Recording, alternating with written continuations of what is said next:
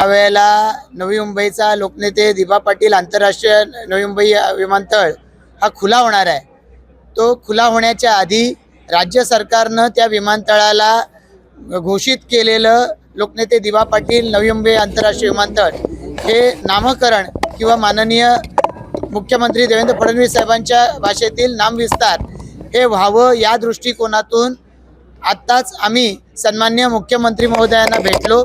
सन्माननीय मुख्यमंत्री महोदयांना आम्ही मागणी केली की विमानतळाचं पहिलं उड्डाण या विमानतळावरून होण्याच्या आधी या विमानतळाचं हे नामकरण झालं पाहिजे। प्रकल्पग्रस्तांमध्ये अस्वस्थता आहे, भूमिपुत्रांची मागणी आहे आणि ठिकठिकाणी वेगवेगळ्या पद्धतीच्या आंदोलनांची घोषणा होते आहे। अशा वेळेला या विमानतळाला लोकनेते दिबा पाटील साहेबांचं नाव ते पहिलं उड्डाण व्हायच्या आधी लागलं पाहिजे, ही सगळ्या प्रकल्पग्रस्तांची भूमिपुत्रांची तळमळ आहे। आणि म्हणूनच आज या ठिकाणी सन्माननीय गणेश नाईक साहेब यांच्या नेतृत्वाखाली आम्ही त्यांना या ठिकाणी भेटलो। या ठिकाणी लोकनेते दिबा पाटील साहेब यांचे चिरंजीव अतुल पाटीलजी उपस्थित आहेत।